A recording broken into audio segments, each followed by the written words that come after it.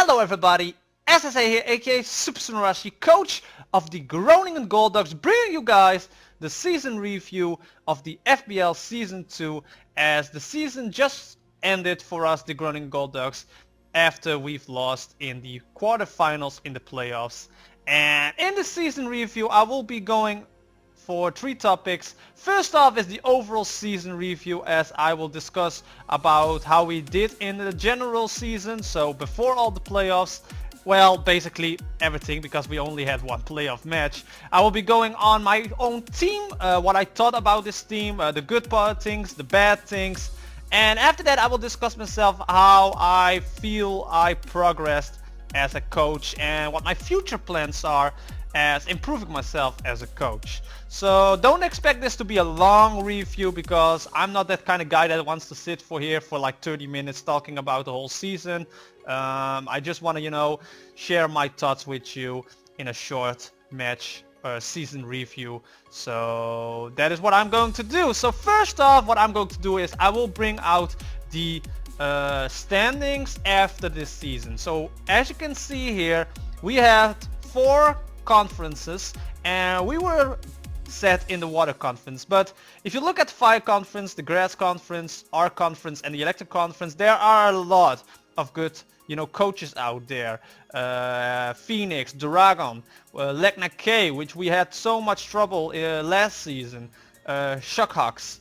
We also have Hit Spelpato, Night Spear, Levine May, Skytrainer Silver, the Flying Birds, Sid, Strawhead Mankey. There are a lot of good coaches out there, and I want to really thank you guys. I want to give myself the opportunity now to thank all the coaches for an amazing season. The FBL is such an underrated competition and should, in my opinion, get more attention.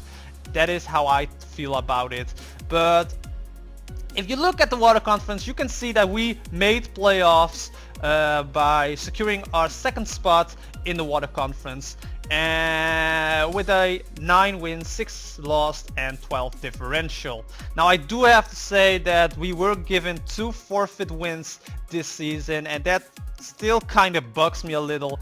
We also lost a match due to forfeit, but that was because me and Tommy, coach of the Houston Dynamo, both didn't have time to battle. So that was in week 15. That was the reason why we didn't have a week 15 battle. But this is like how everything was after the season. And if we're going to look at the overall standings, which I made specially for you guys, you can see that if we put all the statistics together, if we put all the differentials together, we were finished at 6th place total of all the teams. And I can say that for a coach like me and for a team like the Groningen Golducks, that is an amazing performance. Last season we were 15th place of 16 teams, and now we go up 9 places if you go from last season to now. And if I look back at how I play the matches and my choices in the matches in comparison to last season, I think I made a hell of an improvement as a coach, and I really am satisfied with the results. We didn't do great always. We made some mistakes this season as we did last season, but much less than last season.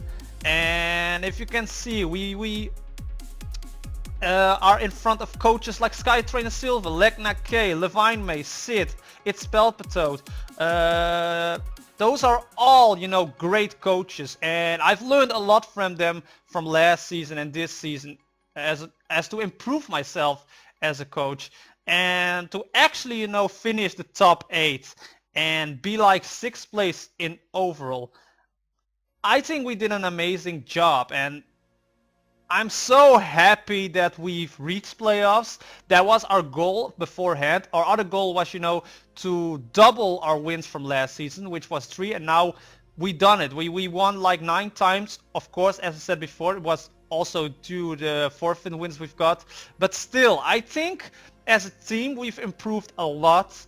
As a coach, I improved a lot, and I can't say how season 3 will be going for the FBL, but the chances are that I will come back in Season 3. And I think if that happens, we should actually, take a step further than that and again go for playoffs. And who knows, maybe we can reach a final or semi-finals. I think reaching the quarterfinals was an amazing job for the team, as I said earlier. And yeah, I think as a coach, as team, we did an amazing job. But that is, how I felt about this season in general. So let's take a look about, how my Pokemons were doing, which you can see right now here. These are all the Pokemons that were part of the Groningen Golducks this season. I put Tyrantrum in there, but if you ask me, we should not really count Tyrantrum because we didn't use him at all, and we traded him off for Galate, like I think 5 matches in the season. But if we look at our Pokemons we used this season, there's only one Mon that was the MVP, and the biggest surprise, to be honest, and that was Magnezone. Magnezone did an amazing job for the Groningen Golducks, and of course the first 5-6 matches Magnezone did amazing, and after that, my opponents pretty knew how to handle him. But still, 16 kills in a competitive league, that is amazing, especially for a Magnezone, because a lot of people prefer Magneton over Magnezone. But I think I've used Magnezone the best I can, and easily, as I said, the best MVP. Mega Gardevoir also did amazing. Azumarill did what it could. Roserade, of course, MVP from last season, did well. And Entei, I had some troubles in the beginning with Entei using it, but during the season I've adjusted myself in using Entei, and we did the best with him as well. Sawsbuck, we bring him as a free agent halfway this season, and he put in the work as well. Crobat I didn't use at all, and I'm kinda sad that I didn't use Crobat, but with Roserade, we kinda had a powerful poison type, and an Entei and an Azumarill, physical attackers, they did more than a Crobat could. Miltank I've used a while, and then I traded it off for the Druddigon, I believe. Yes, we traded off the Miltank for Druddigon and Sawsbuck for Torterra, or it was the other way around. Torterra, at the beginning of this season, I had more hopes for. Druddigon did well, in my opinion, as we drafted him. Spiritomb, kinda meh, but Galade, we traded it off, or we traded it in for the Tyrantrum, but I've only used it once, so I can't really say about him that much as well. Hitmontop, I'm kinda disappointed for, because I thought I could use Hitmontop as its best, but yeah, with Magnezone we had a surprise, and with Hitmontop I kinda expected more. And Espeon did as it could. I think I had an amazing team this season, and I've used this team to its full potential with Magnezone, Mega Gardevoir, Azumarill, Roserade, Entei. My Magnezone, Gardevoir, Azumarill, Entei, were the 4 I've used, I think, every match, because that core was kind of working well.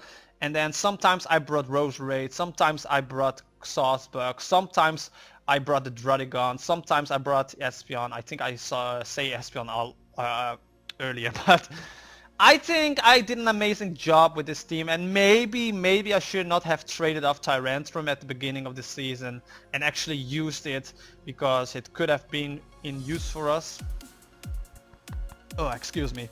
But yeah, I think I did an amazing job with this team, and I'm so very satisfied that these 14, if you don't count Tyrantrum, were part of the Groningen Golducks this season. And who knows, if franchising is a thing next season, it's gonna be a difficult choice in either choosing Magnezone, because Magnezone did a lot of good work this season, or again Roserade, because Roserade is kinda the mascot of the Groningen Golducks, even though Groningen Golducks is the name of this team.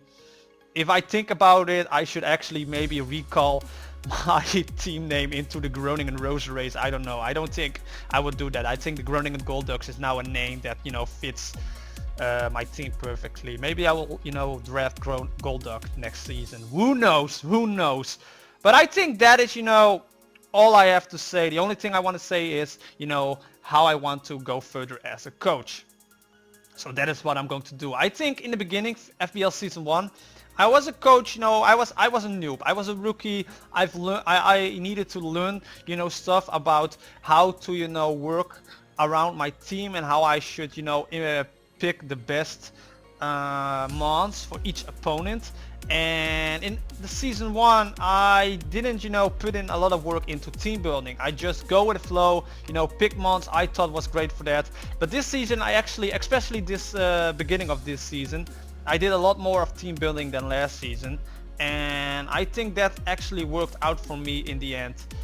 Because I think last season I kinda underrated team building a bit, and this season I put in a lot more work in team building every match, and I think that actually helped out this team a lot. And I think for Season 3 I should actually, you know, put all effort into team building, and during the match I should just follow my guts. I have said that a lot of times in matches.